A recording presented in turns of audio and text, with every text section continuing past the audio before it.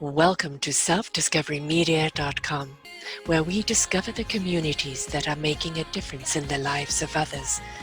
Our self-discovery is something we are all making on our life's journey. Here you will find the people that will be your guidance, that will be your inspiration, that will be there for you in support on your journey of life. Do enjoy. Our next show is... Good morning, good afternoon, and good evening, everybody. Welcome back to another edition of Choose Positive Living right here on selfdiscoverymedia.com. I'm your host, Sarah Troy, and my wonderful repeat cast back for the third time is Jutta Volderop. We are going to be talking today about positive birth psychology.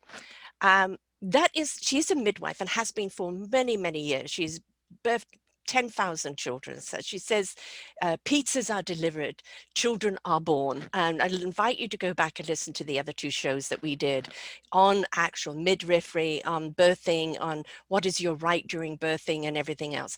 But today we're going to be talking about that during the times of the global pandemic, there are a number of people all over the world suffering from anxiety, depression, worries. It's constantly on the rise. And that depression has risen by 300%. So the vision of pregnancy and birth does not seem to be a happy event anymore. Now there are so many changes in hospitals. The birthing experience has been overshadowed by uncertainty, anxiety, and worry. But we're not just going to be talking about birthing of babies today. We're going to be looking at the birthing of ourselves during this new era and what really the pandemic has given us. The clean canvas of which we can paint on, because yes, we are bringing babies into the world and we're most certainly talking about that, but we're also talking about the rebirthing of ourselves and that positive attitude that we need in order to do that, because doom and gloom and chaos is always there as a disruption to clean out the old and invite the new. So what are you inviting in? And that's your canvas. Make sure you paint it right. Welcome back, Jutta. And thanks so much for having me again as a guest. I'm really super excited to be here because, since we met last, some years back, It's so too long many things ago, have happened. yes. Yeah, it's wonderful.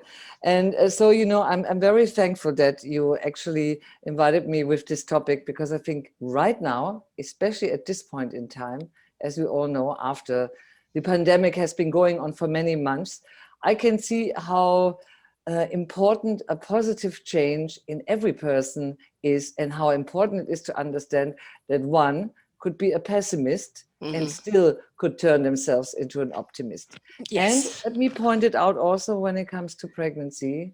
These are very important 9 months in life, because I just saw a big study that resonated very well with what I know, that when mothers are very stressed or anxious in the pregnancy, it really has a huge impact on how babies develop in the womb, how they feel, and what's actually also going on much later in their life when they grow up. So what we do in the beginning has an impact on what is going to happen, well, to babies, children, families, and everything is connected.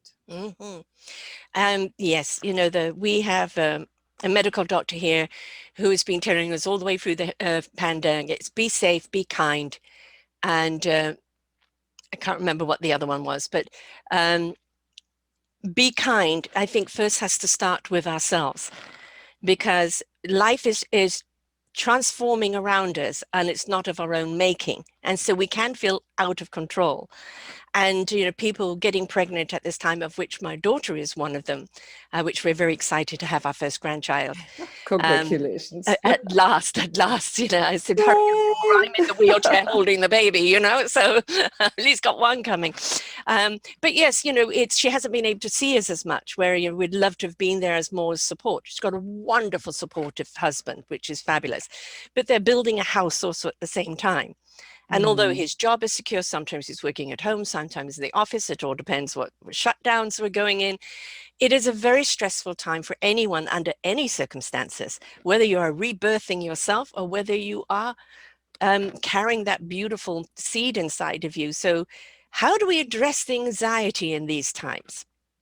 Yeah, good question. A question that actually many of my clients ask me. They look at me and say, Jutta. I say, yes, I hear you. And, they always say to me, but Jutta, how can you stay so positive? Well, when, the whole world is going crazy. Well, let me go a little bit back in time.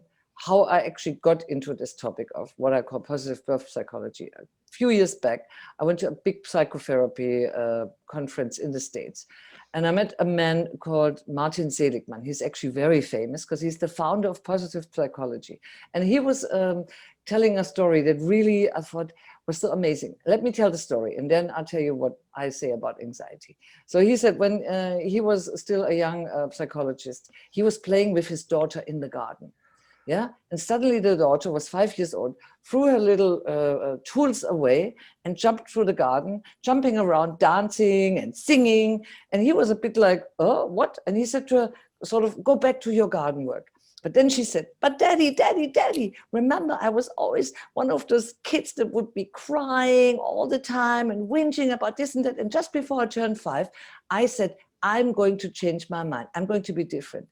And he said, then the penny dropped. He said, he really understood, wow, it's your mindset. It's what you think every day, what you tell yourself is going to make a change. So then he said, this is how he started going from being a pessimist to being an optimist. And so he started looking into what do people do that are happy people, that are optimistic people. Now, one thing I have to say is when you are positive, doesn't mean that you have no permission to cry or to be sad or to be upset or even anxious.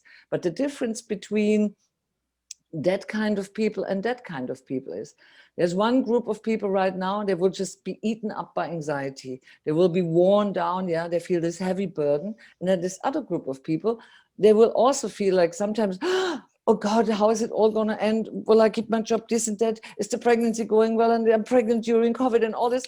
Oh my God, will the husband come to birth? Or all that stuff. But they will say, right, I have a solution for each of that thing. And it might not be a real solution right now, but these people are the ones that always find something positive in everything. And the thing is, when you are more optimistic, when you are in a state of mind where you feel more optimistic, you find solutions and you find opportunities and options. When you are down, you're in a stuck state. So one thing about it is what are positive feelings? You know, that's one thing, for instance. So when we talk about the anxieties, one thing is to first of all acknowledge it, because we can't just say push it away. Yeah, if you're very anxious, you are very anxious. But the question is, where does it come from? What will it do for you? And what's the positive intention of your anxiousness? What does it really want to tell you? So you have to look into it. But of course, as you know, I know that you know that, every thought we have will color our mind. Every thought we have will give a somatic experience in the body. So one thing is manifesting the next. So there's different ways how you can get out of it. Yeah. So. Yes. I think the first thing is to acknowledge. You know, don't try and suppress the way you feel. You know, there was a wonderful movie that came out, Inside Out, an animated movie that two fathers wrote on observing their children. And our children are incredible teachers. They really are if we pay attention. And it was about a child with emotions, and the caretakers of the child just wanted her to be in joy all the time. You know, why is she being sad? Why is she being mad? And in the outcome of the whole movie is that these emotions are an indication of how we feel at the time. If we're angry, what are we angry about? Address it. If we're sad, what are we sad about? If we're happy, well, what makes us happy? Let's do this more often. They're an indicator of how we feel. They're not a permission to get stuck in it.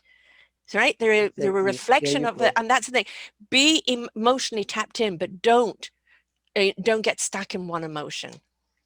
So one thing that I sort of connect is, you know, that's what is the basic of positive birth psychology.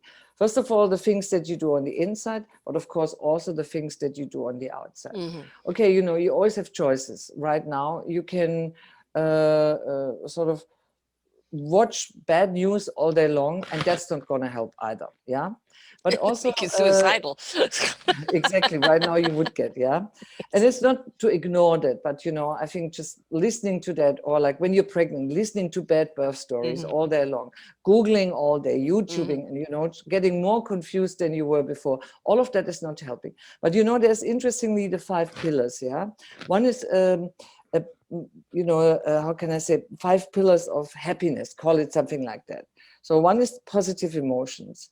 One is your strength and how to get yourself into a flow, because whenever you are in a flow, well, first of all, you become more creative, and also you're sort of a bit in a process that feels good. And that's something important. You're in a Whether it's rhythm. direction yourself towards the birth, you will Mm-hmm. need to go into a flow, but also in life. And everyone has been in a flow. Like, even if you're a mathematician and you're more into Mm-hmm. logical thinking, every time when you really solve a problem, you are in a flow. Then, of course, it's also our relationships, yeah? The relationship to ourselves, the relationship to our body, to our mind, the relationship to our baby, and the relationship that we have in the outside world. And relationships have all kinds of coloring. So, if you, can I say, if you're more into positive things, you might sometimes have to clean out some of your relationships. You have to look like, what of your friends and acquaintance are really doing good for you, not in the sense of that they're doing something for Right. you, but Being good for you, good vibe around you. what Mm-hmm. kind of conversations do they have? And you all know, sometimes we know someone who's constantly just nagging, and always finds, the hair in the soup, and never it's gonna right. And sometimes in life we can live with that very well, but sometimes in life we also have to say, we'll step a little bit out of the picture, because sometimes it's just the relationship to ourselves that says, well, can't listen to that anymore. And if the other person is not ready for a change, then for a moment in time, maybe it's good to see which relationship is the one that really is give and take, Mm-hmm. and makes you feel good, and which is the one that really won't do that. And of course, then there's other things like, what is your meaning in life? Now, Mm-hmm. you can Mm-hmm. look at it in a general way, like at each person, what is your meaning in life? But when you are pregnant, the meaning of life is also, what kind of role model will you be? What kind of parent do you want to be? When you think small children look up to you, and later on in life, they will say, oh, my parents did that, and that made me feel good. So whether it's about the parenting, what kind of parenting are you planning to do? And really, what kind of role model are you wanting to be for your children? So that is one thing. And Mm-hmm. then the last thing is also, what are you really aiming for in life? Well, certainly not just to go to McDonald's, eat a burger. I don't think. Sorry, I mean, I'm a vegetarian for 44 years, so I'm Poor not thing. having that burger. But Right. yeah, I look around in the world now. I sometimes think, if I ask people, is what is it that you really wanting in life? What are you aiming for? What is the deeper meaning in your life? What's the goal that you have? What's a short-term goal? Say in your pregnancy, okay, maybe it's going to be, I want a healthy pregnancy. I want it positive despite Mm-hmm. whatever is going on around me. I, of course, want a birth that is positive, a positive birth experience, a satisfaction at birth. Uh, I want to have a good start into motherhood, fatherhood, family, all of that, and the rest of us. Yeah. So the question is, what is the meaning of your life, and what is the sense of that? Mm-hmm. So, and then there's different ways how you can connect it and how you act on it. Because now people will say, great, Jutta, sounds like instruction in a book. Yeah. But how am I going to do that? And for someone like me, who is really quite positive, I mean, my mom used to say I was born an optimist. It seems like very natural, okay, like this, like that. But I know when you are very anxious, or rather feeling low, then you have to kind of do something and act on it. You can't just say next day I will get up and do it. So there's different strategies that you can use, and I'm sure some of them you will know. Well, it's redirecting, you know, um, acknowledging you feel sad, acknowledging that you're in. I used to suffer greatly from depression until I actually finally found the right medication that stopped me going down the rabbit hole. That doesn't stop me from feeling sad now and again, or just getting that overwhelming feeling. Recognizing it's there and going, okay, all right, I acknowledge you. What are you trying to tell me? Am I needing to rest more? Am I needing to redirect myself to something happy? And of course, for me, headphones on and music, will reset my vibration. You have to know yourself as to what is it that redirects you from that feeling into something that's going to transmute you, revive you, reflow you into a different pattern. But I think the first and foremost thing is acknowledge it. Don't beat yourself up for it. And then go, okay, what works for me? Which doesn't mean alcohol or drugs. It means what activity. Some people may go for a run or a swim or a bike ride or a jog or a hike. What is it that's going to redirect you from that state of mind and put you on a path where you can come out of it at the end of it and go, I feel good. But it does fall on us to know ourselves well, doesn't it? Absolutely. I'm absolutely with you, because I think, um, positive psychology, positive birth psychology will always incorporate, if you're really positive, of course, you're going to live a more healthy life, Mhm. because that all these things give feedback. But what's interesting? I read in a book by an American psychologist. Her name is Barbara Friedman. Mhm. Yeah, something like this. They did a study. She's a scientist, actually. She did a study, which I really liked, because, I've been teaching yoga for a long time, and I'm doing yoga for a long time. And of course, I also do a bit of meditation. And it doesn't matter whether it's walking meditation, Right, yes. whether it's, mindfulness. In a way, it all points in the right direction. But I did a study when did people that were suffering from depression or from feeling low or even close to a burnout, when they would do a metta meditation where it's all about kindness, already after a month, 6 weeks of doing this meditation a few times per week, they had an incredible change. But Mhm. what I found interesting is what gave the biggest change is the act of kindness. So we all Yes. know that gratitude is Mhm. really good, and gratefulness, and doing the exercise of being grateful for three things in the morning, and then in the afternoon checking with yourself and telling yourself three things that you have done well today.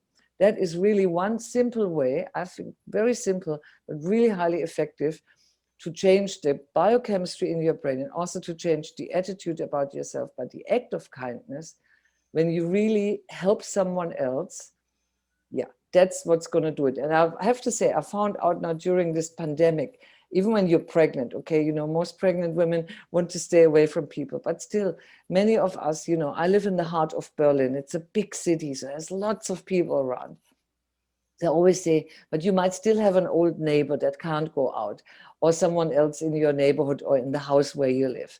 And so if you go out for a shop, why don't you just buzz and ask, can I get you something? And that would be an act of kindness. Yes. Yeah. Act of kindness can be something so small. But again, in all the studies that I found about how to get yourself out of feeling low and being depressed, the act of kindness, when you really do something without expecting anything back, that is absolutely, I have to say, 10 points. That's going to do it. Can be simply a smile. It can simply be an acknowledgement of seeing someone and giving them a smile. Hello, how are you today? Because how Exactly. many times do we walk around and people have just got their eye on the phone? They don't even look up. And we've become nameless because nobody's seeing us. So how about as you walk down the street or in the supermarket or wherever you are, look at someone in the eyes. Hi, and good day, or whether this or whether that. It's acknowledgement that we do exist, and that is an act of kindness in itself, because it's acknowledging that you see someone. And you could send an email to someone right now, or drop them a Oh, you could, you video, could, right? you you know could also, there's so many fantastic things you can do. For mm-hmm. instance, what is really nice is to give a compliment, even to a Yes, total stranger. yes, Compliments are really like the gift of the day. And I think about some people, like, the woman in the supermarket working at the cashier, yeah. and sometimes I can tell, wow, she looks so tired. And so, to give a compliment, that's something that is so easy, and it makes such a huge difference. Yeah. Or So, thanking yeah. her. What Yeah. what COVID has done, what this pandemic has done, is showed us that our essential workers are our heroes, right? Oh, and definitely. and so many of them have had to work extra long hours, and they're in their own anxiety that, does a selfish client come along, customer come along without the mask, now they place Yeah, themselves at risk, yet they do it every day. And so, it's thank you for being here. How are you absolutely. doing? I'm Absolutely. hoping that you're going to get a break soon. Acknowledgement, gratitude, it goes an awful long way. And yes, it's great if you can do something financially for someone, or go shopping for someone, or this and that. But sometimes it's just simply letting people know you see them, hear them, and you're grateful for them. And Absolutely. and It's I you, agree. It's the small drops, yeah. yeah. Small activities every day. And if you would ask yourself, okay, hey Sarah, hey Jutta, can I give one compliment per day? At least Hmm. one compliment per day to a total stranger. Yeah. Yeah. I think that is a good start. Yeah, Yes. absolutely. I mean, a lot of people turn to social media, which, yes, of course, we're home, we're doing that. Some people give social media a bad rap, but we've got to remember it is a rhythm, it is an algorithm. It is going to bring to you the kind of things you put out or the kind of things you like. So if you don't want the negative and the people that are on doomsday, don't have anything to do with them. And it's going to scroll online, you find something that somebody has written, a poem, Ah, a statement, or sure. respond to it. Interaction instead of waiting for people to come to you. And I think this is something that gets people stuck, whether they're birthing themselves or birthing a child, or just rebirthing life in itself, is that if you're not proactive and interactive, you're going to miss out. Oh, absolutely. And I have to say, I know this all this discussion about social media, but the thing is, we created it, okay? Right. We created this big network. But I also think it is such an opportunity. Yeah. For Yeah. me, nothing is just bad or good. It's No. how you use it, how you approach it. Yeah. I Exactly. mean, surely if you just spend 20 hours in front of social media, I think after 10 days, it's not going to be very good. Yeah. But you still, I mean, for me, I've connected with so many people all over the world, and I still Precisely. do. And, Mm. I think, especially in this time, I said to someone, in a way, as bad as it is or crazy, as fantastic it is that we're in a digital time because we can Right. still connect, we can speak, we can FaceTime, we Yes. can see our old friends that live God knows where. There's so much in it. So, for me, it's not about good or bad or good or bad. You're right. But I still want to add something into the gratitude Mm. because, I mean, as I know that that gratefulness and gratitude has shown so much positive effect. The question is for me always just one thing: people know something, but are they doing it? Right. But what also has shown a really wonderful effect, and that is something that I did for someone this year. No, sorry, this year is too young. Last year. This year is only a few days old, such a newborn baby. Yeah. And it's really that you express your gratitude to someone that either has been a person that really changed something in your life, or someone that was in your life a long time ago and did something again that you felt had a big impact. Doesn't mean that the other person really has to think, wow, she or he had an impact. And so either you write a long letter Hmm. where you say what this person has done for you, what the meaning was for you. Now I think before the pandemic you could have gone, delivered the letter, or Hmm. put yourself in front of the person and just really read it out. But if that's not possible, I still think it would be a lovely thing or wonderful if you either ring up the person and you say, well, I have a letter for you and I Hmm. would like to read it to you. I've done it to a friend of mine as a birthday present, where I Mm. said to her, here is what and what and what I'm ever grateful for, because this and that is what you gave me for my life. And Hmm. you might not even be aware, and I think that is something really amazing. And again, it's about the connection, the relationship, and the way we live our life. Because we choose how we live our life. That is for sure. Yeah. 100%. Everything is a choice. Even abstaining from a choice is a choice. Yeah, I'm not going to make a choice. You just made one. you know. exactly.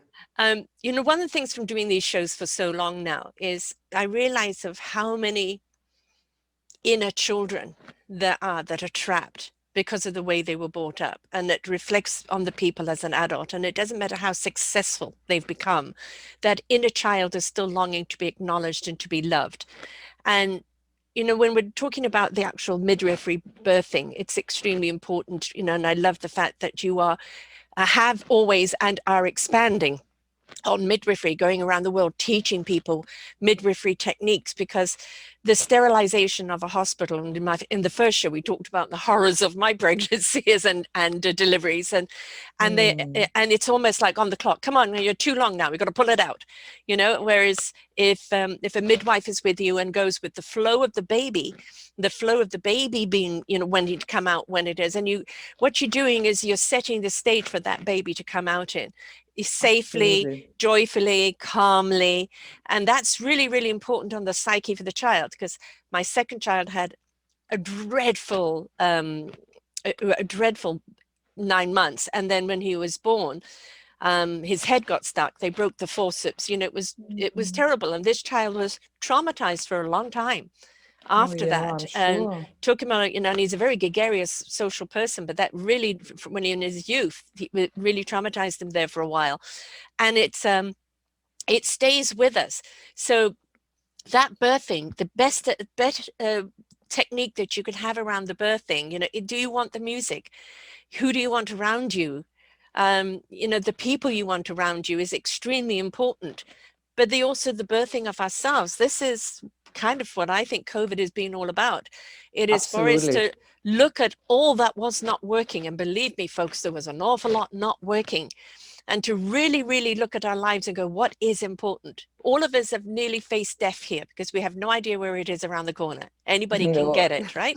exactly. And especially with the new, strain, and nobody is immune to it, however much they think they are, however young they are.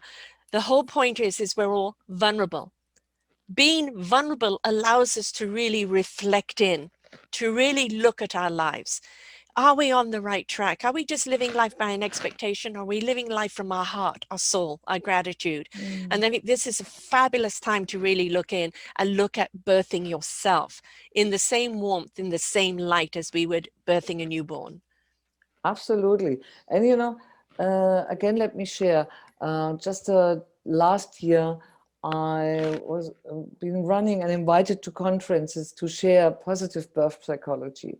So of course, my colleagues, they were all birth workers, midwives, doctors, were thinking it's all just about how to apply that to the pregnancy, to the woman. But I said, sorry, you have to eat your own soup first before you Mm-hmm. can dish it out, because I'm honest, how can you be congruent? How can you say to someone, I'm going to share great techniques for you, how you can be more positive, resilient, healthy, happy, if you are actually not at least, on that same pathway. So I said, Yes. and the thing is, I have to say, whether it's in the work of birthing or whether it's in the world of the pandemic right now, I'm honest, there's a lot of people traumatized right now. A lot of people, as we spoke in the beginning, suffer from great anxieties.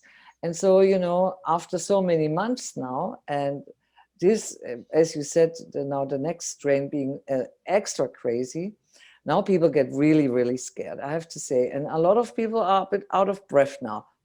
No more steam left. So, Yeah. that really shows you now now you can divide people into groups already. You can see the ones that are really suffering and low down, and I feel for them. And you can see the ones that kind of struggle along. And then you see the ones that still float on top, even that, like all the other ones, they are facing exactly the same problems. Yeah. Mm-hmm. Because as I shared earlier with you, that my dad just passed 2 months ago, and my dad passed through COVID. Yeah. And I don't want to hear all this, my dad was old, because my dad was very resilient and very Yeah, strong. ages. Do not just think because somebody's old, okay, then it's all right. No, no death is all right No, at no, any no. age. And we all have, like, we all were born. Surely we Mm, all have to pass, but the question is still how. But that's a yeah, different discussion. Anyway, so, I tell people, look, I have my own life. I have my own stories going on, but it won't help my life or my work, or it's not my perspective to just be always down on my knees. Of course, I right. cried because I was sad, but still, I think that's what I said to you earlier. This is where you see true resilience. But the Mm, thing is, I know people can learn how to become more resilient. People can learn how to become more happy and still see opportunities and a glimpse of light at the horizon, no matter how dark the light is right. right now. Yeah. So, Resilience, it's a word, as we said earlier, is a word that's kind of gathered a momentum because people have had to be resilient. But through that resilience, there is an insight of just how capable we really are. You know, Mhm. since March of last year, I've been doing a great deal, many shows around the COVID on our resilience, on our pivoting, on the redirections, on getting through it, you know, stress or immune system and everything else. And we're still addressing it because we're still in it. And even once we come out of it, there's a different form of recovery, a different form Yeah. of renewal. So we're still in preparation for what is to come and what we're in the midst of. And if that resilience, you know, I always say to people, you're being asked to wear a mask, wash your hands, keep social distance, or stay home. You're not being bombed. You're not being starved. You're not being tortured. So just have some respect for your fellow man, because I don't want to hear Mhm. the excuses or my rights or anything else. You have no right to infect someone else, No, right? I'm absolutely with you. Yeah. So you know, it could be so much worse. And of course, for the people who have lost people, you know Mm. firsthand what it's like. Somebody's been taken from you too soon, not by their choice, but by somebody else passing it on. And if they're knowingly out there, I'm afraid I can't have any time for them a day at all because I won't buy those excuses. Um, Mm. that resilience that we need to have right now is one that needs to be really the sharpened tool in our kit at the present moment, because we're still in the midst of it. We've still got to come out of it. Even if you are birthing a child in this year or have just birthed a child, you know, we're still in it. So there's still that resilience you need to have, which doesn't mean panic. There's a difference between panic and Absolutely. anxiety and the resilience and positivity, right? Mm. Be careful which one you feed. Yeah, definitely. Be careful which wolf you are feeding. Yeah, Yeah, yeah. absolutely. Mm, But I have to say, you know what amazed me last year is because, I had a lot of clients um, that, surely gave birth during COVID. And we're all kinds of people with all kinds of backstories and what and what. But, in the classes that I teach, surely I was talking about how to give birth during COVID, yeah, because I needed to prepare people. And I would say to them, look, first of all, it will strengthen your partnership if you do it right. Because mm, okay, you're locked in at home, so there's many things you just have to do and stay home for a long time. But I have to say, one couple was in my course, and they said to me, Jutta, we don't care about COVID.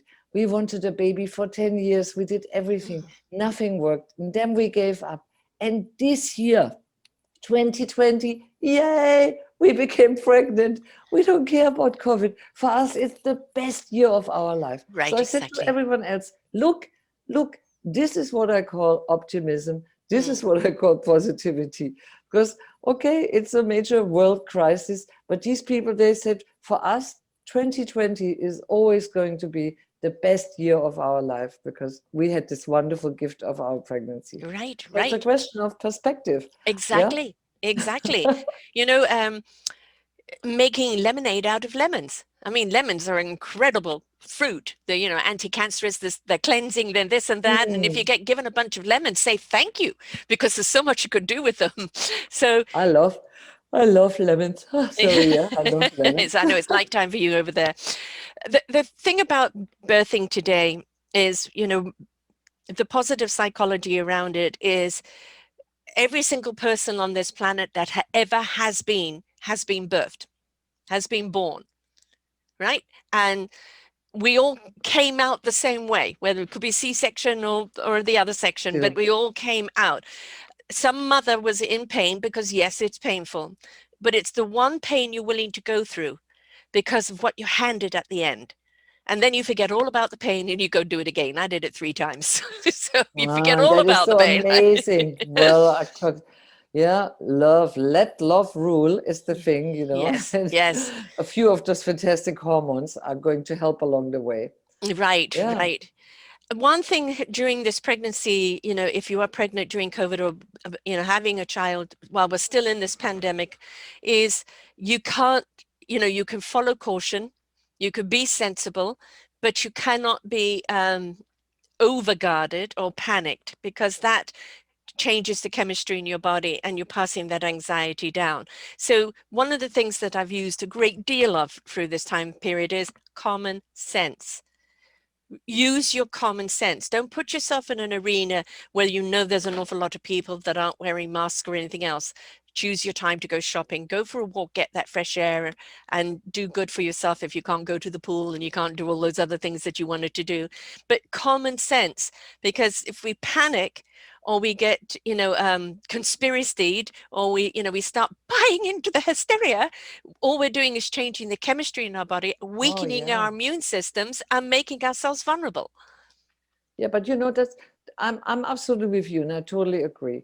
And I have to say, and I still have a lot of clients here, and so first of all, I always let them choose. Do you want to come and see me in person? Which of course you can.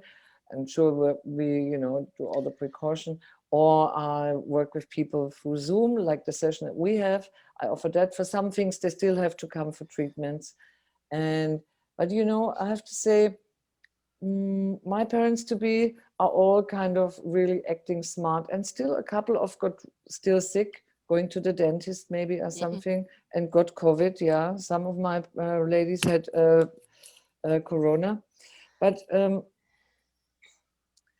yeah, I have to say, I always tell them, use the time wisely. Even that you Yes. feel like you can't really go to many places and you can't connect with so many other women that are pregnant, you can still use the time wisely. You can use it to connect with your baby. Yeah, you can start great cooking. Mm-hmm. Yeah, you can really improve your whole lifestyle. And you should not really think it's all just bad. I Right. agree. You Yep. can make most out of the time. And many of those women actually have done that.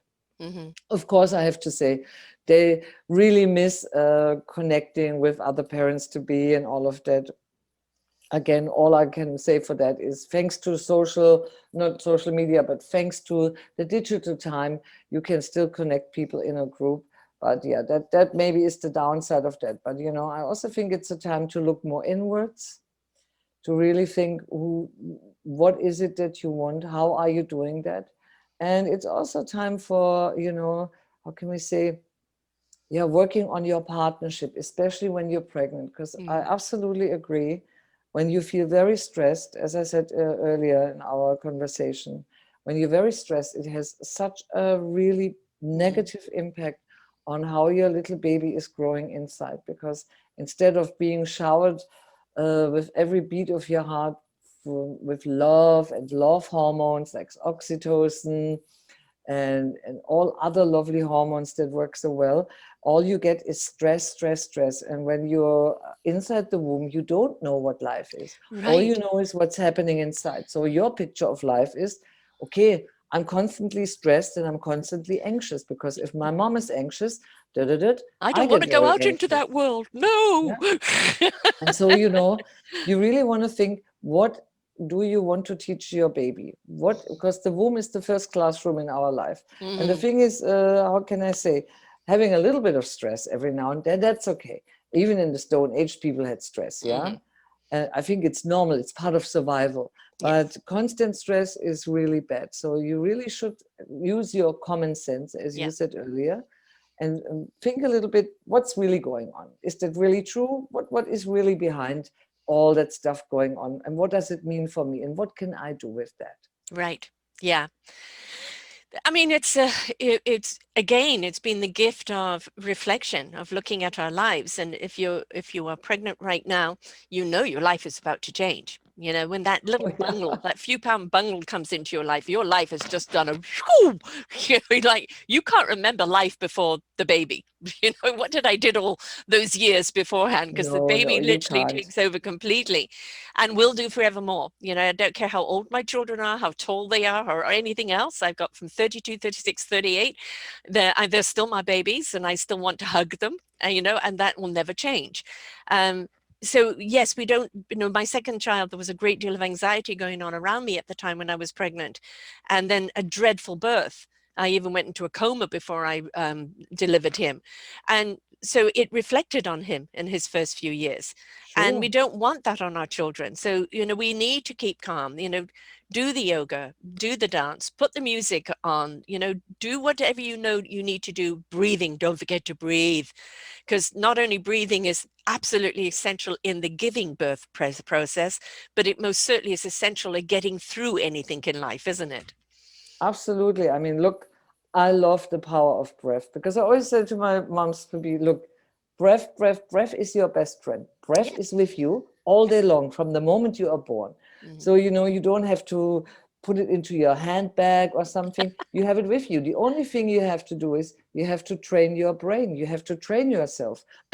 Because if you have never done breath work, and even if it's sometimes the most simple breathing exercises will have the most effect on your brain, but you have to do them. And if you don't do them, then how will you be able to suddenly remember, oh, inhale to the count of 4, Mhm. exhale to the count of 8 when you're stressed? Because when you're totally confused and stressed and in panic mode, well, your brain is going to go blank. So you have to actually, in a way, agree you have to develop some positive habits. And positive habits is not telling yourself, oh, every Sunday I'm going to sit down and I'm going to exercise 2 hours. That chunk is usually too big. So Yeah. I think my advice is always, why don't you just do a few minutes every day? Or after breakfast, you tell yourself, right after breakfast, I'm just going to do a couple of very easy, simple breathing techniques.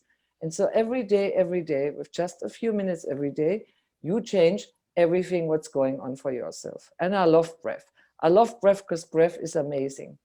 But we don't And pay attention, do we? We don't acknowledge our breath until we're out of it. I mean, I'm an asthmatic, so I know, when I don't have breath, I know, it's scary. I mean, as a child or even as a young adult, I used to pass out before wow. I could get it back. So I know exactly of not being in breath. And I think, again, going back to the word gratitude, if we could be grateful for our breath, literally in that breathing exercise, I am grateful for the fact that I can take in oxygen and I can let out, not only let out, the carbon, but let out the anxiety along with it. Mm. When we say to someone, take a breath, take a moment, breathe. If we're getting angst about something, take a few moments just to breathe. Acknowledge your breathing inside and out. It will calm you down instead of you reacting to something that's just going to rile you up. So I think breath is something that doesn't matter, man, woman, dog, cat, fish, breath is important. And we all need to be Oh, grateful for it and acknowledge it. breath is the number one thing. And once you really get into breath work, you will actually understand the different qualities of your breath, the meaning of your breath, the power of your breath. Well, the whole volume it can create, the strength, how you can move things with your breath, how you can change things inside and outside. Oh, it's amazing. I mean, I found a guy who is the world master of holding his breath 22 minutes and 30 Wow. seconds. Yeah, well, but he's a guy that has done this practically for many, many years. Yes. No, Don't try it at home, folks. please don't try it. No, don't. I'm going to But see if I can beat his record. it's wonderful to play around with breath and to see what it does and how does it feel. Yeah, whether you add some color into your breath, some Mhm. positive thoughts, inhaling ease, exhaling peace. Yes. Yeah, you can use it for Visualization, yeah, it, so many it's beautiful things. water is such a conduit and it's so utterly peaceful. So, I Mm. think sometimes just kind of doing those breathing exercises while you're in the shower, that connection to water, or even imagining yourself, diving into the water, the cleansing, the smooth of the ocean and the Oh water, yeah, and then coming back absolutely. out. Put a positive visualization with it, and then it's not like breathing in 1 2 3, breathing out 1 2 3. You're No. visualizing something beautiful, and that just makes the breath expand more and exhale more, because Oh how yeah. many people are waiting to exhale? The thing is, how can I say? When I work with my parents to be, I also work with hypnosis. I work with NLP, and all of that is about visualizing things. Mm, That is one part of it. So I always ask them to see a certain picture, like I've been to Austria last year, so I was up in the mountains. So I thought it's a beautiful picture to picture inhaling as you would Mm. go up the mountain, and then exhale and still feel yourself getting lighter. So, there are so many things. And I put together something called positive birth breathing, where we connect positive feelings and Mm. memories with our breath. And that is something that works incredibly well. So there is a ton of things that people can do. The question is, do people do it, and how can they do it? And that's what I call, again, how can you develop positive habits? Because, the thing is, sometimes when people feel stuck, they have very little motivation to get up and do something. And that is sometimes their own blockage that they have to really overcome. That's why I always think doing something really small, one compliment per day, 3 positive thoughts in the morning. What are you grateful for? The sun is shining, you can breathe, your baby is moving, your Mm. partner is snoring, whatever. And then, really simple, in the first steps, also to really acknowledge 3 things that you think you have done really beautifully or really well today. Can be Mm. something very small, could be, okay, I was able to get out of bed. I rang this friend of mine. I smiled at someone. So I think, one has to also learn a bit of kindness towards themselves. Yeah. Yeah, I think And that's very hard. to acknowledge, what I'm having a bad day, and I need time for my own nurturing. I need to But even hug that is myself and something. hmm? But even that is something positive. If That's that's what I'm something you saying, did well. is the Exactly. acknowledging it, and I need to do something for myself. And if it's a day where I need to sleep, then my body, my mind, my psyche needs to sleep. Do I need to go for a walk or music or just shut the world out? It's whatever it is you need to do. Don't feel guilty about it. Listen to your psyche, listen to your body. It's telling you what it needs from you that's going to help you continue with your resilience. Ignoring it means it will add up and add up. And the next thing you know, the carpet's being pulled from underneath you.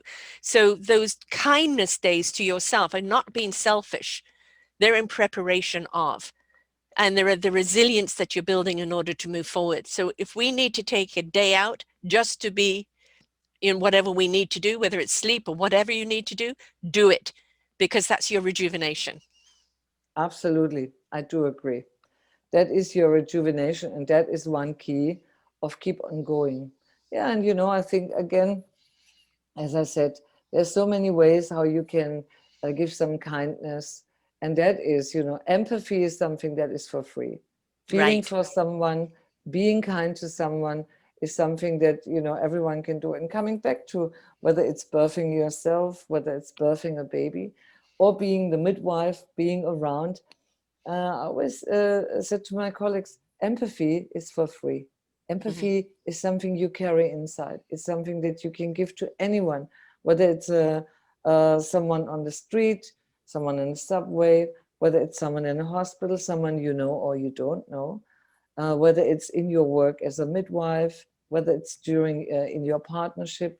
And I think empathy is something that is really needed, especially in times like this. Yeah. And I also think,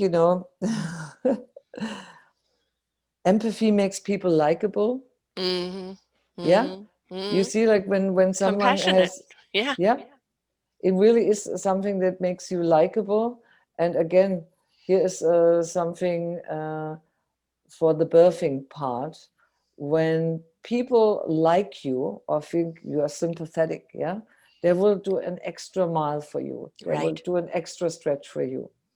But also was a study that showed when the people at the birth have empathy, yeah, and empathy is an essential part of emotion in our life. When people at the birth have empathy, the outcome is better. Makes Yes. total sense to me, yeah, Mm-hmm. because Yeah. I've worked so long in birthing. I always felt like it's never about feeling sorry and, oh God, is it painful. It's more about saying, yeah, I see you working. Let me see what can I do for you. How can I help you? Give you a good Exactly. rub, Mm-hmm. give you some good, support. Say, wow, you're doing really well. All those things will have a much better and more positive effect than anything like saying, oh God, is it painful? Yeah, That's not exactly. helping. Yeah, you're Yeah. just turning the volume up on the pain for sure. Yeah, and Yeah. exactly. And so, empathy is something that also if you are a person that feels like you might not have a lot of empathy left in you, again, I think it's something you can really bring up in someone. You can again relearn, yeah. And I think empathy is something beautiful. If we don't have empathy, we have apathy. And that means you don't care. You don't even care about yourself. It means your heart is switched off. We can't listen to our soul, to the source of energy of the universe, God, whichever you wish to call it. We can't hear that if our heart is shut down. And if we've shut down our heart because we've been hurt somewhere on the line and we're guarding ourselves, the only person you're punishing is yourself. Open up your heart to everything it needs to feel. Your spirit and your mind can calm that heart. But if you don't have that heart, how do you know how to care? How do you know how to have compassion? How do you know to be grateful? How do you know how to help someone else, to be kindness? So we need to ignite our own hearts in order to understand that it's okay if we get hurt, because that's part of living. Don't get Oh stuck in the yeah. hurtness. Don't get stuck in the pain. Just like pregnancy, like birthing, it's very, very painful for a little while you're going through those last pushing out moments. That baby born, you forget everything. You forget all the pain in the world. All you have is the joy, the exhilaration, the ecstasy of that child in front of you. And you forget all about the pain. If we could treat the pain in our heart the same way, right? Mm. It's like, yes, I feel pain for that loss. I feel pain for that hurt, but I'm going to let it go, and I'm going to birth from that a different spirit, a different me, a different resilience, and be open to that love again. That is a choice set, isn't it? Yeah, and I mean, I love what you say. And let me add in, especially when you think about birth.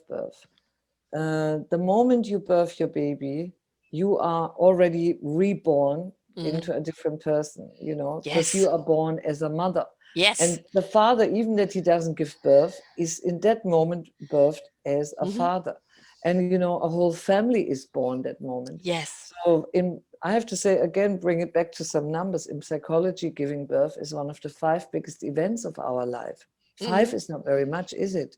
And so, it's a huge transition, and it can happen so instantly. And the crazy thing is, women know, oh yeah, I'm going to give birth for so many months. But when it then happens, it's like absolutely mind blowing. It's Yes. absolutely amazing. And, you just ask yourself, wow, what happened? From one moment to the next, everything is completely different. Yeah. Hmm. And that Yes. is, I think, the The magic of as the birth. expression chalk or cheese, yes, the English expression Yeah. goes, right? Yeah. And, as I said, the moment that baby is put in front, you forget about who you were, because all you are now is this mother. And of course, there comes a different chapter in your thing, whereas don't lose your identity as a person, and Sure. just be mother, because I definitely did get lost in that. And then kind of had to fight to get my own person back. It's let the child see you as your own identity, as your own person. You are, who is also a mother, but don't lose that other identity. But that's something, in the first period of that Oh, baby, you are just, in the nectar, and you can't think of anything else other than that baby. absolutely. And I Right? think also there is a need to really dive right in Oh, and to yes. also enjoy it, because that is your first prize. This is what you've been longing for in all those months. I mean, that's also kind of what you have been preparing Yeah. yourself for in all those many months, yeah, in Yes. those 9 months of your pregnancy. And so, this is sort of the last final point. And then at the end, when the baby is born, you have this magic transition into a mom. And because you never have been a mother before, Hmm. or a mother of two, or a mother of three, there's this kind of thing. I think, in the beginning, there's a real need to really dive in, enjoy it, and also live it. And then I agree. Later on, there comes a point where you have to say, right, okay, Yeah. there's this, Who there's did I this, used to there's, be? there's this mother, but there are these other parts, and Yes. but that doesn't come straight away in the first few No, weeks. no, no, No, no. and it It's shouldn't. it's and also, I mean, babies change. moment by moment. I mean, Oh we have yeah. the beauty now of, just taking out our phones and filming it. We used to have the big cameras that we had on our Oh shoulders when my kids were yeah. young, right?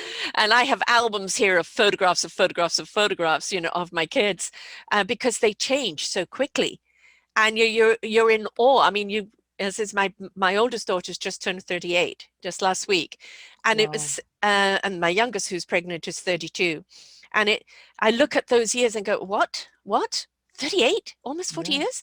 I can remember that. I can remember this. So you remember things in moments of your children's events, of things that happened with the family, and your entire album of life changes when you have children, because it's measured by Absolutely, their growth. absolutely. Hmm. See, like I see when I go see families after the birth, just in the first 10 days, 14 days, 4 weeks, 12 weeks, how these little Mm. human beings, yeah, Yes.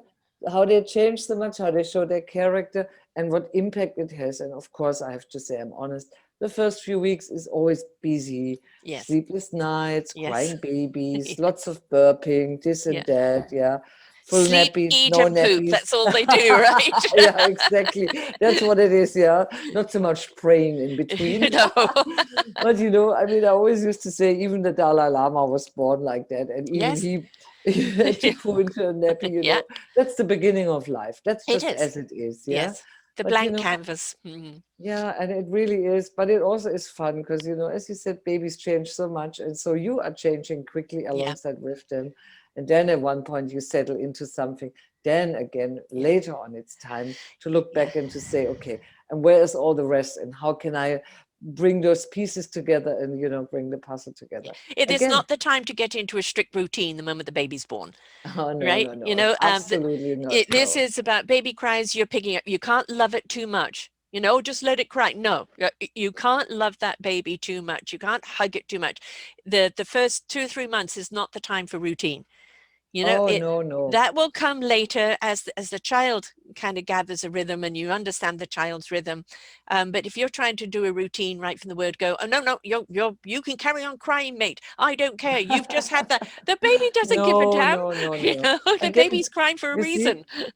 here is again the thing with empathy. You see, Yes, yes, like when you do attachment parenting, it's about these kind of things. Yeah, understanding that a little person is just expressing their needs, and that you should feel for them because it's such a brand new world. yes. It's such a like have never been here, never had a belly ache, never had this, never experienced cold, never was lonely in my life. Inside Right. the womb, there was always my mom next to me. Yeah, I could I could hear hear the her, I could heartbeat and feel I had her, the warmth of the everything. fluid. Yes, So, exactly. I think sometimes it's really important for people themselves to go back in time and just to put themselves into the shoes of a tiny little baby when it's born. I mean, even if we all had this experience.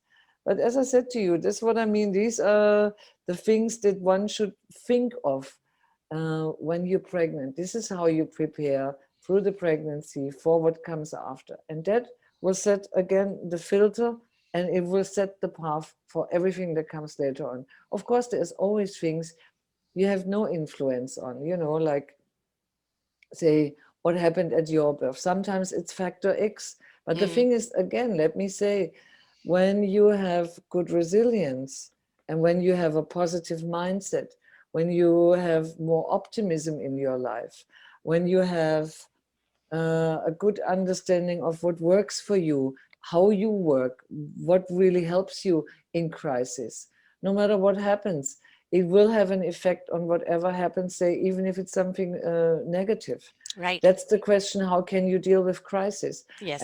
people will do it in very different ways. And again, it's even something that will have, again, an effect on your baby. And then later on in life, as you present yourself as a parent because children are very smart. They can tell when something is Oh, yeah. wrong and they will look up what are you doing? How is your action? How is your interaction? Yeah, and as I said, it's not to fake something. It's not just fake it until you make it. That's No. something you do in different times of life. And that's okay as well. But like in crisis, and it's okay to show children that you're sad, that you're upset, that you may be hurt, that you're angry, but then something positive has to come out of that. And it should not be an endless. Right. Yeah, Yeah. because and Yeah. that's when I said earlier, what is the meaning of your life? What kind of person do you want to be when people celebrate your 80th birthday and say, Mm, wow, yeah. this, that. Yeah. What is in it? Yeah. I mean, I'm Yeah. not gonna say when they stand at your funeral because Right. Yes. It would be nice to know it before we die. But yeah. would be great, exactly. Yeah, I think if I would prefer to know it before I die. Yeah, because Exactly. when I'm dead, I might not be able to listen so Right. I'm well. not going to be at that party. I want to do it Yeah, beforehand. The, yeah. the thing about stress, either where the baby's in the womb or just born, it's the same with animals. If the animals are playing up, they're generally reflecting the anxiety that's within you. Mm, Right. So if you get stressed once that baby is born and now the baby's crying more and you're getting stressed more because the baby's crying more, it is essential you find a way to de-stress yourself because that's the only way you're going to de-stress your child. absolutely correct, because that's what I have been telling my parents for God knows Mm-hmm. 37 years. Mm-hmm. You see, like often when I come to a family and the baby is very unsettled and they tell me, oh, the baby is so unsettled and has been crying for hours. I'll pick up the baby. I'll talk a little bit to the baby. I do a bit of boom, boom, boom, boom, boom. Often the baby will really totally relax. Then the parents say, yeah, Jutta, every time you come here, the Yeah. baby is relaxed. I say, yeah, well, the baby is relaxed because the baby can sense that I'm not afraid, I'm not All stressed, right. I'm not fearful. I pick it up. I say, okay, what's the problem? Let me have a look. Mm-hmm. And I relax the baby because I'm relaxed. So I usually teach Yes. parents to be also relaxation techniques. And I tell them, you have to use those not only in the pregnancy, you should use them also after the birth because Yes. it's ping pong. Yeah. Hormonal Exactly. ping pong and activity and action ping pong.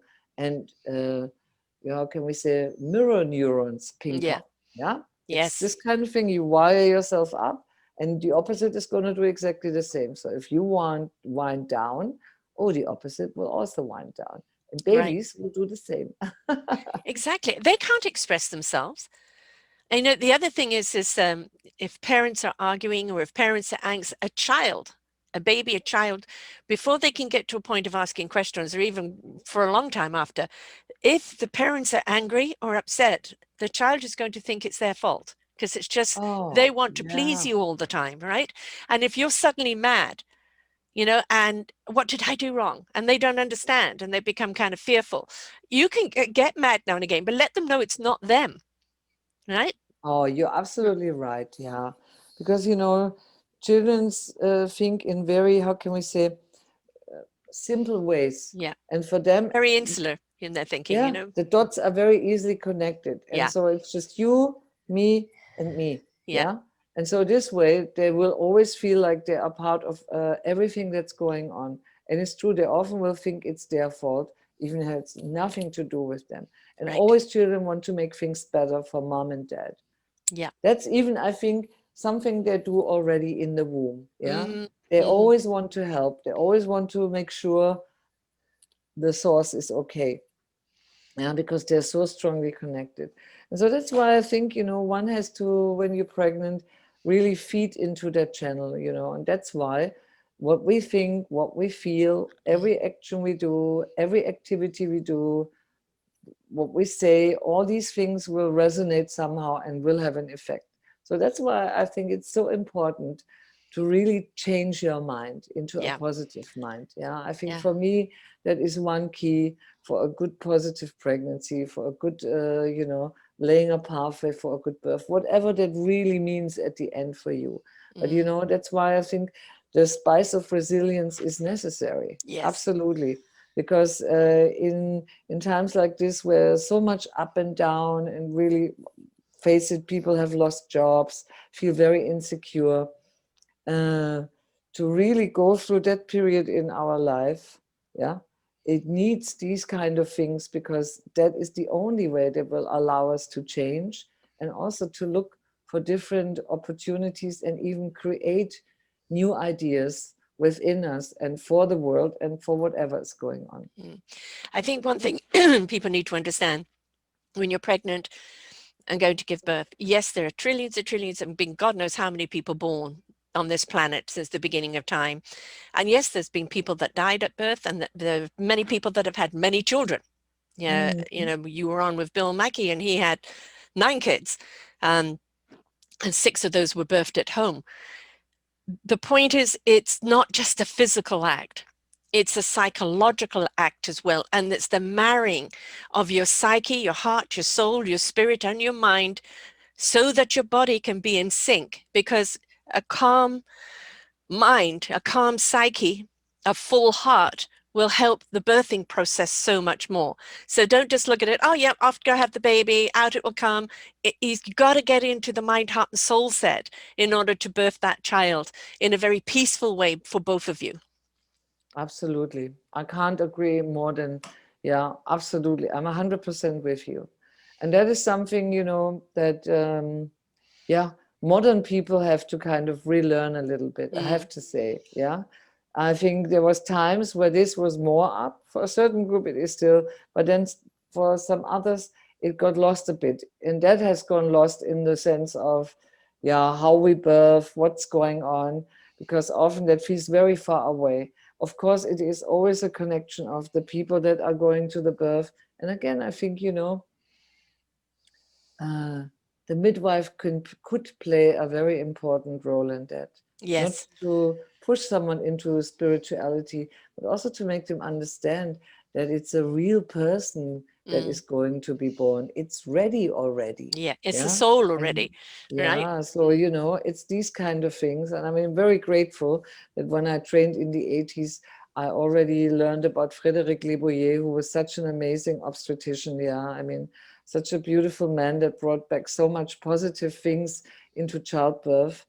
And, I have to say, so, and I think it's these kind of things that the world really needs right now. So we really all have to step back and think, what is it that we're doing? How are we doing it? And what could be a different way to really, even in difficult times, make it the most amazing time of their lives, of our lives. Have you found the midwifery, as I said, my daughter has midwives around her, but she still give birth in hospital. A hospital, it's always about a numbers game, turning people over, manufacturing in a sense. That's how it was when I was giving birth. Do you find that that has changed more now, that they realize this baby's going to come when it wants to come? It's not by your time schedule. And the more relaxed you make the mother, the faster the child is going to come, instead of like, oh, I don't know, it's been too long, we don't want a lawsuit. So Yeah. are you seeing that that's changing, or is it still Oh, needs to I change more? I have to say, I think it still has to change more because, I mean, when you look into the world, it really varies very much from country to country. Germany has just released a new paper about C-sections, which actually is going to change C-sections so that we will have less eventually. It also, about the normality of healthy pregnant women. But in the world, I told you earlier before we started that I'm part of an independent a group that is going to come and start working for independent midwifery in the world. So, in some countries like India, for instance, midwives don't even exist. Yeah.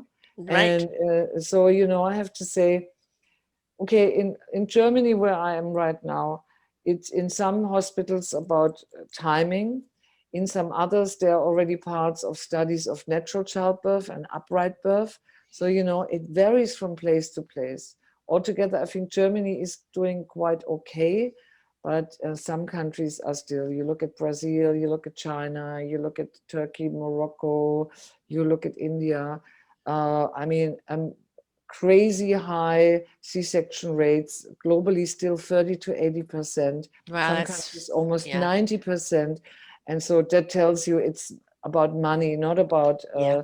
an experience or really, allowing a woman, a couple to really step into parenthood or motherhood. It's just about, I want to play golf and Yes, let me make exactly. some real Yeah. cash. So I I had think that's, a C-section with my third one, but just because he looked at the horrors of my last 2 pregnancies, my last 2 deliveries, and said, no, you were in a coma. We nearly lost the kid. You're having a yeah. C-section this time. So, But look, Sarah, I have to say, I don't mind a C-section if it's when it's done for a needed. good reason Yes. and really needed. Yeah. I'm not Not for convenience. anti-doctors or Right. anything, you know. I think at the end, I met amazing doctors in all kinds of areas. It's a question of individual people and their opinion about the meaning of birth. And that is something, uh, it's not even the place. As much as I love home birth, but the majority of women will give birth in a hospital. So for me, it's all about how can we change the whole picture of birth Yes. into a positive one, because that is needed. Because I'm also very realistic. After being a midwife for so many years, we have so many choices. We will keep them. Hospitals will be there, and also when you have women that have great medical problems, I'm ever grateful that they can get good help Yes. and safely give birth, even when there's major complications. Because I have a couple of women right now in my care that are all in very early weeks and have great complications, and I'm really grateful that I have the ability and the possibility to send them straight to hospital. Because I have a colleague in Uganda, and in Uganda I have to say, okay, now this is not really our topic tonight, but Mm-hmm. if you don't have any mother kit, if you don't have any money, no matter how bad your condition is, they will send you out. You could die in front of the hospital. And so, I think there's a lot of stuff that would be a completely different interview, birthing in the world. And I tell you, there's a lot of stuff going on. And so, can't say in general. I think it will be still need a lot of work to make it good. But I would like it to become good all Very over well. the world, because I think Well, every as you woman talk about, deserves that. empathy, if we haven't got empathy for humanity and you're looking at money first, then we have a real problem. And that's the problem that really has been expedited the disease and all of the problems of the world in the last, God Mm, knows how long, 30, 40 years, that money was the power, money was the dictation, and if you couldn't pay the money, then you can die. Where we're turning now back to humanity, and that the investment in people, in their health, in their lives will produce more productivity. So, but we've still got places where it's the money the first, right? So yeah, again, COVID has really shown that the people that, you know, if you don't wave the flag all around that everything is free for them, the vaccine and everything else, the treatments, then you're going to have more deaths on your hands. yeah. So tell us about the academy elements of birth. Oh, my academy, you mean? Mm-hmm. Yes. Oh, you're such sweet. Yeah, the academy is two ways. One thing is the academy is the courses and classes for parents to be. Mm-hmm. And that is online courses, and there is yet a few more to come. Some will be birthed this year because COVID also inspired me. And then at the moment, this is not really up yet, will be also a part for birth workers.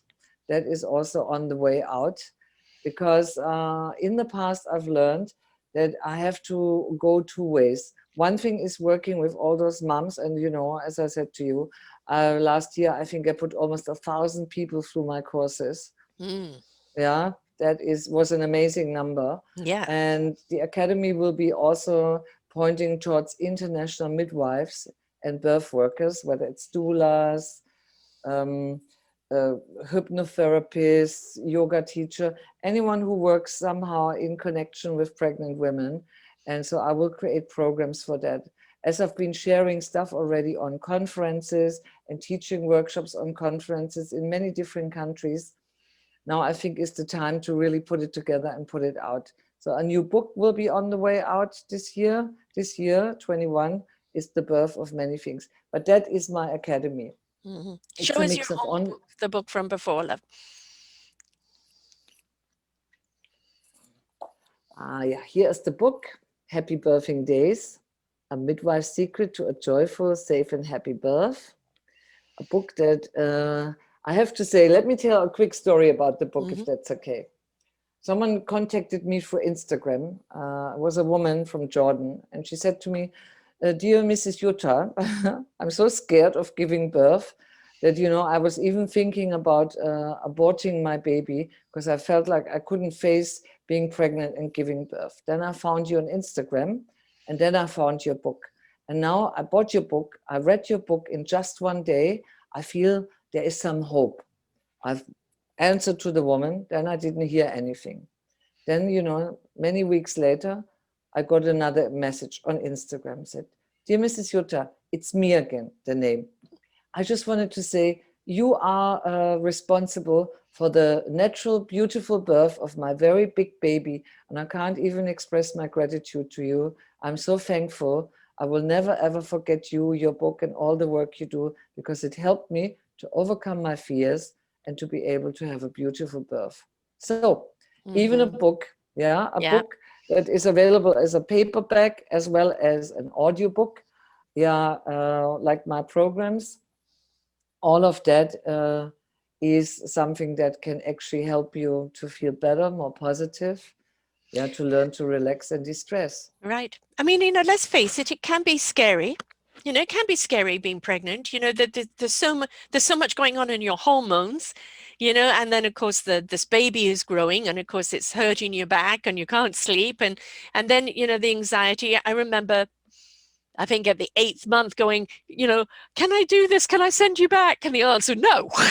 There is only one way out. You are so So there is funny. always the anxiety, that goes through it. But that's where we need to understand our resilience. And if we have the tools, how to breathe, how to reduce the anxiety, how to get into the flow, then we're looking at fear in the eye saying, no, you're not welcome here. I'm going to face whatever I need to face, and I'm going to face it Mm. calmly, in the right breath, in the right rhythm, and we're going to get through this together. So, I don't care who you are. I've done it 3 times. There's always that moment you get, ah! And to Oh, have yeah. the tools at hand to go, it's okay now. Let it out. Take a breath. You know what you need to do.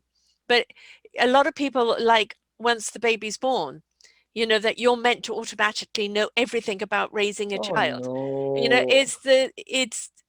We learn very much by the interaction, but guidance from people who have been there before, guidance from people who know what they're talking about, helps us be better parents or helps us birth better. So having a book like that, and the fact that you've got audio as well, it's, a lot of people like to just listen to a book and Mm. not just read it, is great, because how many people, we're still going to keep having babies. Oh, well, having babies is never going to run out of fashion. Yeah. And so, in the academy, I have different programs, whether it's about happy birthing mind, how to also happy birthing days. I have a Mama Deluxe program. So I have really different things for people at different stages and whatever is in their range, what they need and what they want. But one thing I know for sure. I don't think in my lifetime birthing is going to get out of fashion. And babies, please, let's just have babies. It's the second oldest process on the planet to have a baby. We Right. know what comes before. I'm not going to say that now. Yeah. How did that happen? But for me, that is something I always tell people, but giving birth is as old as human beings are, Yes. humans. Yes. And yeah, there Yeah, is most nothing that certainly. is as old as that. So I always say, look, people has been around forever. So I'm sure we can keep it going and we can keep it up. Right. Now, you've also got this event, webinar jam, the midwife method for calm, confident birth. Is that Yep, that's going to come up next or on Thursday, the 21st, 6 p.m. What is it then? European time. God, I'm right? always confused. Yeah, so I'm going to post that out. And that is a webinar where I'm going to speak about, the 3 most important things that one really has to know to be able to be free of fear, positive, to have a good birth. Yeah, so it's the like a 3-step method that I'm going to share. And of Definitely. course, it's for free. It's going to be fun. Yeah, Yes. because usually it's fun to come to my webinars. And then also, of course, there will be time to ask questions specifically about, yeah, what's going on and what's going on or maybe not going on. But I will Yeah. also share some mistakes, the most common mistakes that women do and that really, really should be avoided. But I'm not going to tell them now because I want you to come to the webinar. Right. Right. I mean, I've had three, and I look at the first birth. And my first birth, I was very grateful to have an Irish midwife with me in hospital because it got to a point I was too exhausted to push, and she was like pushing for me, and the way she took care of me afterwards. As I said, with my son, it was a horrific birth. They took him off immediately. Um, I was left with a nurse that didn't like me and left in the fluids, no blanket, no tea, nothing, completely Oh, that contrary is to the person bad. before, told I was an evil person because I didn't believe in her religion. And it was a bad experience. And then, my third one was a C-section. And so I was awake through all of it. And of course, baby put on me. And it was, but I had two children to go home to. So it wasn't the same relaxation. So your first birth,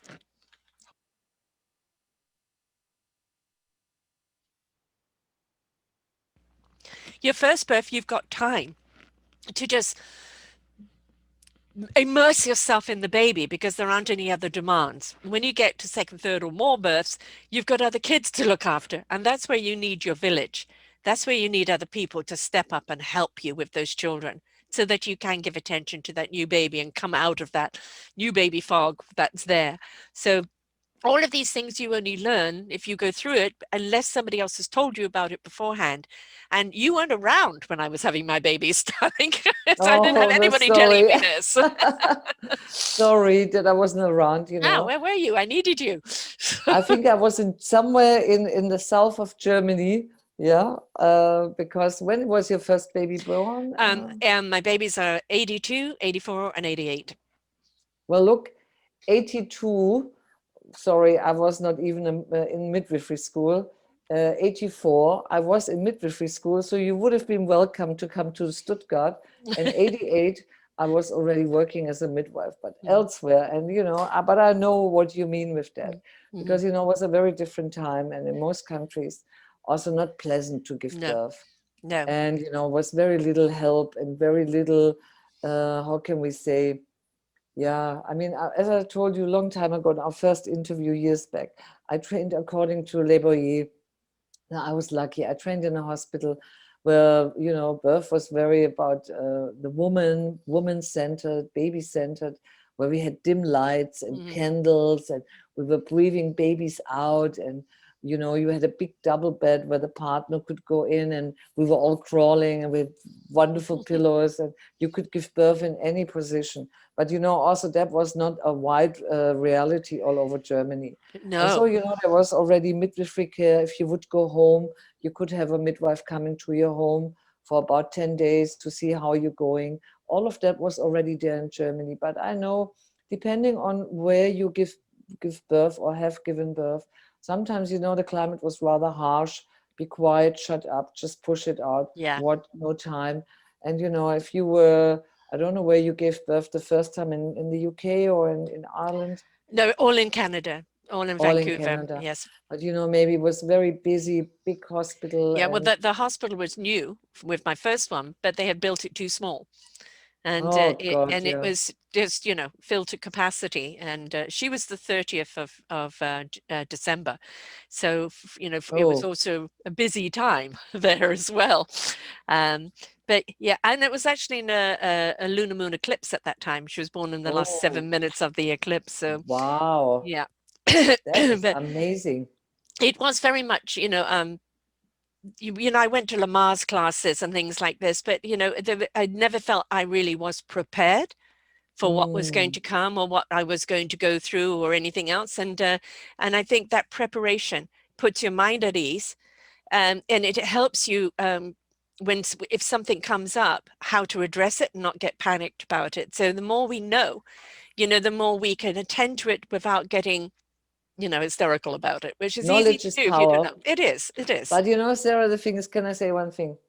Okay, when it comes to classes, a lot of people roll their eyes and tell me how boring classes are. And I say, yeah, I know. I know that classes can be boring because I had to sit through some classes where I even thought, oh, let me out of here. Yes, exactly. For me, classes should be about, they should incorporate the things we talked about. because, you know, Mm-hmm. yeah, you don't need, how can I say, classes are often stuck just in technical things, Yes. but that's not helping to give birth. No. Who cares about the 3 stages of labor?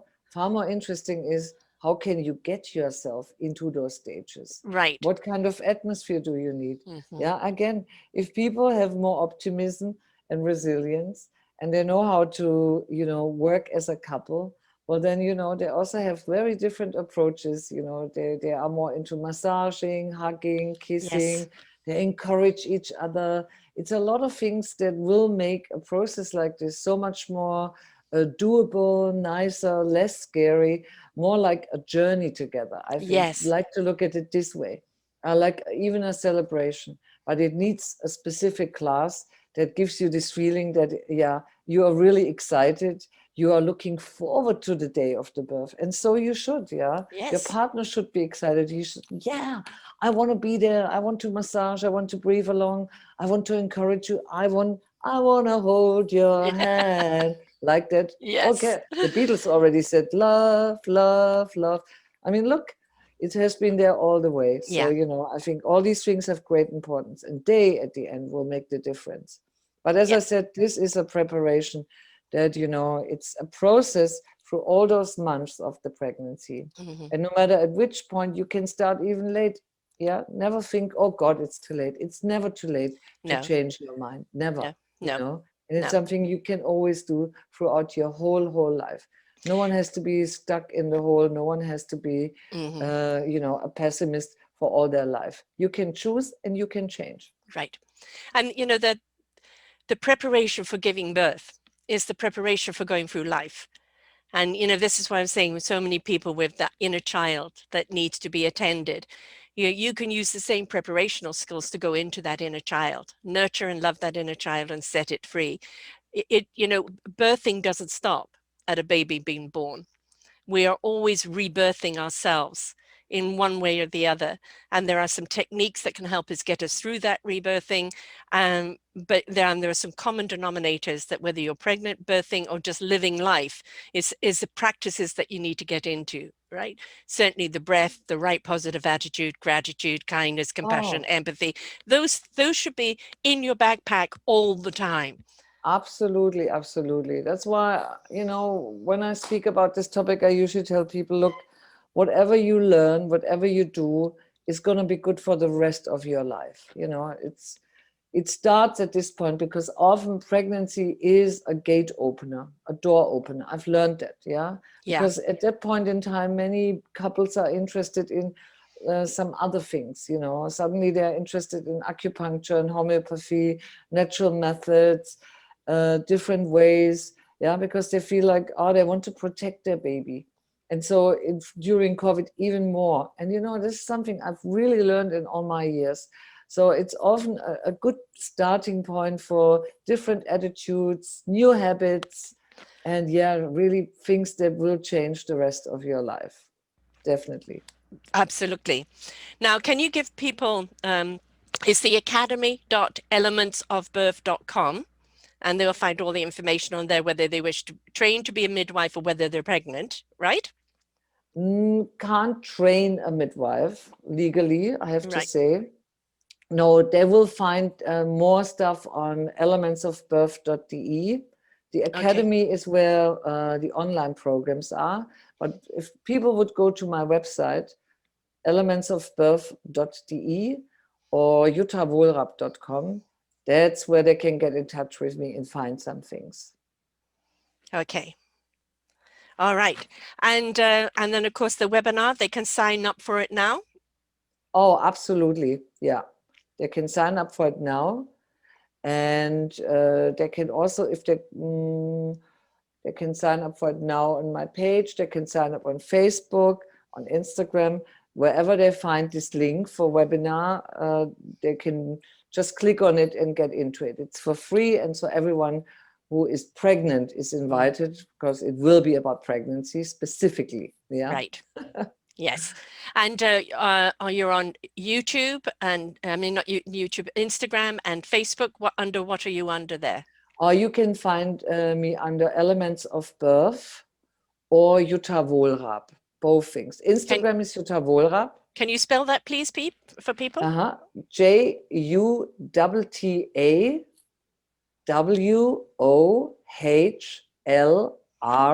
JUTTAWOHLRAB. Don't try to pronounce it. Not going to. Yeah. And on Facebook, you can find me under my name, and also in Elements of Birth. That's one of my pages. I have different ones. Right. Yeah. Right. And, in elements of birth, there are a lot of elements to birthing. And of course, they can get your book from Amazon, or is it on your site? Or you can find the book on Amazon, any Amazon, Right. amazon.com, amazon.de, UK. Yeah. And the audiobook as well on Amazon. It's on Audible. And yeah, what else? I think that's plenty. Right. And if the webinar is a different time zone for people, is it something that they will be able to watch later? Oh, okay. Sorry. Yeah, thanks for asking. Thanks, Sarah. Okay. So if you're in a time zone where you can't participate in the webinar, of course, there will be a recording, because usually I have an audience, an international one, and I know some people are happily in bed while I'm talking along. So there is always a recording. And once you've signed up for the webinar, you will get the recording of the webinar. Right. Yeah, Okay, good. Yes, because it depends where absolutely. you are in the world, right? All the Yeah, different time exactly. Yeah, zones. because as we know, sometimes the time zones are just so far away that when it's evening in Germany, it's the middle of the night elsewhere. Exactly. And of course, as you are a three-timer now here with us at selfdiscoverymedia.com, all people have to do is just put in your name, Jutta, Jutta, and all three of your shows will come up. And I do invite people to go back and listen to the other shows, because we do talk about the rights of birthing, of being able to speak to your doctor. What can you ask? What you can't? And then the second one, we talked about natural birthing and the alternative, and of course this one. So all three of these shows will be on that one page there as well. But I do invite people to go back and listen to the other shows as well. It's always a delight to have you. Got to have you back on again without so many years in between. Thank you. That would be awesome. And I actually look forward to it. And then there is so many more things to talk about. Well, can I Yes. say again, really, thanks from the bottom of my heart. I'm really happy that I came back. I wish you all the best on the way becoming a grandmother. That is so exciting. Yes. And I mean, I know that you and me sort of look into the same direction. Yeah. And, I think every piece that everyone does is just absolutely important. And yes, we will change the world. Mm. That's for sure. Because Yeah, any changes that happen in the world happen because of us. So let's make it good changes. exactly. Right. Thanks. And when is your new book going to be ready? Oh, well, I have to say, I think you have to give it about at least 6 months. I'm Okay. realistic. Well, we will have you back on talking about different things, but definitely when the book comes back on, we'll have you back on Okay. again there too. So, Thank you. and yeah, whether you're birthing a child or birthing yourself, birthing a spirit, birthing an idea, preparation, positivity, empathy, the breathing, everything is important. So this isn't just for people who are giving birth. This is for people who are also giving birth to a new idea or a new person within themselves. And it's just get yourself in the right frame of mind, right? Absolutely. Definitely. Get yourself into the positive, yeah, right frame of mind. And that will help you day by day, no matter whether you are pregnant Right. or just a person that really feels like time for good change. Yeah. Because I Yeah. think now is a good time for change. Excellent time. Excellent time. I'm very optimistic about what our tomorrows are going to be, because we've seeded a lot. We've seen so much change, the shift more to humanity, to equality, to love, to harmony, and that has gathered a momentum. And if we can take that beautiful momentum and bring it to everything that we do and everything that we are, we're going to see that better world that we're all seeking. Absolutely. Yeah, that's it. Well, thank Correct. you so much, love. It's been a pleasure having you back here again. Yeah, really, my pleasure as well. So I wave goodbye at you from Berlin and say, well, I look forward to seeing you again. And I also look forward to everyone from this audience to join me for this or that, my webinar, my book, or one Hmm. of my programs. Yeah, Yeah, because I yeah, created them to really bring a positive change right. into birthing and into the world. It should be a wonderful experience, and it is if you know how to prepare for it, how to get centered enough to go through it. And you're the expert on it. You've birthed over 3,000 children. You've been doing this for 38 years or around there. So, you know what you're talking about. So by reading the book, listening to the webinar, listening back to these shows, people are going to get the information they need and how to handle this. And as you said, knowledge is powerful. Right? You have to be succinct and go with your own rhythm and flow, but if you've got the knowledge and knowing what to do, you know how to let the flow happen. That's it, exactly. I can just say, yeah, let it flow, let it flow, let it flow. And love, love, love. Always love. That, as I said, the moment that baby's in your arms, you love like you've never known how to love in your life ever. But it's a different kind of love altogether, and everything is worth it. Everything you go through is worth it, and it's a beautiful experience. So the more you're prepared for it, the more you can have this sensational experience. So thank you, Jutta.